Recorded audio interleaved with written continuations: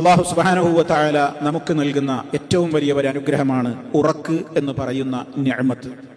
വമിൻ ആയാതിഹി മനാമുക്കും ബില്ലൈലി, അള്ളാഹുവിന്റെ അത്ഭുതകരങ്ങളായ ദൃഷ്ടാന്തങ്ങളിൽ പെട്ടതാണ് നിങ്ങൾ രാത്രിയിൽ ഉറങ്ങുന്നത്.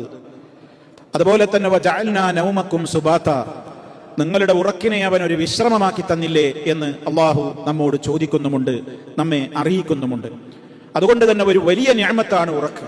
എത്രത്തോളം വലിയ അനുഗ്രഹമാണ് ഉറക്ക് എന്ന് ആരും ഇന്ന് ആരെയും പറഞ്ഞറിയിക്കേണ്ടതില്ല. ഒന്ന് ഉറങ്ങാൻ കഴിയാത്ത എത്രയോ ആളുകൾ ഇന്ന് ലോകത്തുണ്ട്. അവർക്ക് എല്ലാ വിധത്തിലുള്ള സൗകര്യങ്ങളുമുണ്ട്, സംവിധാനങ്ങളുമുണ്ട്, എല്ലാ രൂപത്തിലുള്ള ആധുനിക അലങ്കാരങ്ങൾക്കും നടുവിൽ തന്നെയാണ് അവരുള്ളത്, സൗകര്യങ്ങൾക്കും നടുവിൽ തന്നെയാണുള്ളത്. പക്ഷേ ഉറങ്ങണമെങ്കിൽ സ്ലീപ്പിംഗ് പീൽസിനെ ആശ്രയിക്കേണ്ടി വരുന്നു, ഉറക്ക് ഗുളിക കഴിക്കേണ്ടി വരുന്നു. ഇത്തരം ഒരു സാഹചര്യം ഇന്ന് ഒരുപാട് ആളുകൾ അനുഭവിക്കുന്നുണ്ട്. ഉറക്കൊന്ന് കുറഞ്ഞു പോയാൽ തന്നെ മനുഷ്യൻ അനുഭവിക്കുന്ന ഉത്കണ്ഠ എത്രയാണ്, അവൻ അനുഭവിക്കുന്ന മാനസികമായ വിഷമങ്ങൾ എത്രയാണ്, അതവന്റെ ജീവിതത്തെ തന്നെ ബാധിക്കുന്ന ഒരവസ്ഥയാണ്. ഉറങ്ങാൻ കഴിയാതെ കിടന്നാൽ തന്നെ പെട്ടെന്ന് ഉറക്കം വരാതെ തിരിഞ്ഞും മറിഞ്ഞും കിടക്കുകയും, ഇനി അഥവാ ഉറങ്ങിയാൽ തന്നെ പെട്ടെന്ന് പിന്നെ ഞെട്ടി ഉണർന്ന് പിന്നെ ഉറങ്ങാൻ ആവാതിരിക്കുകയും, അങ്ങനെ ഒരു ആവശ്യമായ തോതിൽ ഒരു ഡീപ്പായ ഒരു സുഖകരമായ ഉറക്ക് കിട്ടാതെയൊക്കെ ഇരിക്കുന്നത് എത്രയോ ആളുകൾ ഇന്ന് അനുഭവിച്ചുകൊണ്ടിരിക്കുന്ന ഒരു കാര്യം യാഥാർത്ഥ്യമാണ്. അവിടെയാണ് നമ്മൾ മനസ്സിലാക്കേണ്ടത്, നമുക്ക് ഉറങ്ങുവാൻ സാധിക്കുന്നു എങ്കിൽ അത് അള്ളാഹു തരുന്ന വലിയ ഒരു നിഅമത്താണ്. ആ നിഅമത്ത്, അത് റഹ്മാനായ റബ്ബ് നമ്മുടെ ജീവിതത്തിൽ ആ ഒരു നിഅമത്ത് നമ്മൾ അനുഭവിക്കുമ്പോൾ അള്ളാഹുവിനോട് നമ്മൾ നന്ദിയുള്ളവരായി മാറണം.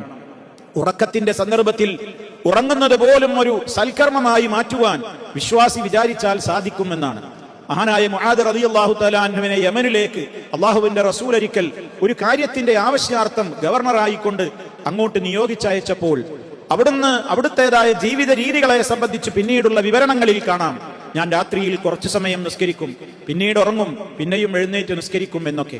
എന്താണ് അപ്രകാരം ചെയ്യുന്നത് എന്ന് ചോദിച്ചപ്പോൾ, എന്റെ ഉറക്ക് പോലും എനിക്ക് സൽക്കർമ്മമായി മാറണമെന്ന് ഞാൻ ആഗ്രഹിക്കുകയാണ്. അദ്ദേഹം പറഞ്ഞൊരു വാചകമുണ്ട്, അഹ്തസിബു നൗമതി, എന്റെ ഉറക്കിൽ നിന്നും ഞാൻ പ്രതിഫലം പ്രതീക്ഷിക്കുകയാണ്. കമാ അഹ്തസിബു ഖൗമതി, എന്റെ നിസ്കാരത്തിലൂടെ ഞാൻ പ്രതിഫലം പ്രതീക്ഷിക്കുന്നത് പോലെ എന്റെ ഉറക്കിലൂടെയും ഞാൻ പ്രതിഫലം പ്രതീക്ഷിക്കുകയാണ്. അങ്ങനെ സംഭവിക്കുമോ? അത് നമ്മൾ മനസ്സിലാക്കിയിരിക്കണം. വിശ്വാസി ഉറങ്ങുമ്പോൾ അവനൊരു നല്ല ഉദ്ദേശമുണ്ടായിരിക്കണം. എനിക്ക് തഹജ്ജുദിന് എഴുന്നേൽക്കണം, എനിക്ക് നേരത്തെ എഴുന്നേൽക്കണം, എനിക്ക് സുബഹി നിസ്കരിക്കാൻ ജമാഅത്തിനെത്തണം, കറക്റ്റ് സമയത്ത് അത് നിർവഹിക്കണം. അതേപോലെ തന്നെ എനിക്ക് ഇബാദത്ത് ചെയ്യുവാനുള്ള ആരോഗ്യമുണ്ടാവണമെങ്കിൽ ശരിയാം വിധം ഞാൻ ഉറങ്ങിയിരിക്കണം. അതുകൊണ്ടൊക്കെ ആ വിധത്തിലുള്ള നല്ല ഉദ്ദേശങ്ങളോടുകൂടി ഇസ്ലാമികമായ ഒരു ബോധത്തോടെ അതിന്റെ മര്യാദകളോടെ ഒരാൾ ഉറങ്ങാൻ കിടക്കുമ്പോൾ അയാൾക്ക് ഉണരുന്നത് വരെ അയാളുടെ ഉറക്ക് പോലും ഒരു സൽക്കർമ്മമായി രേഖപ്പെടുത്തുന്നു എന്നുള്ളതാണ്.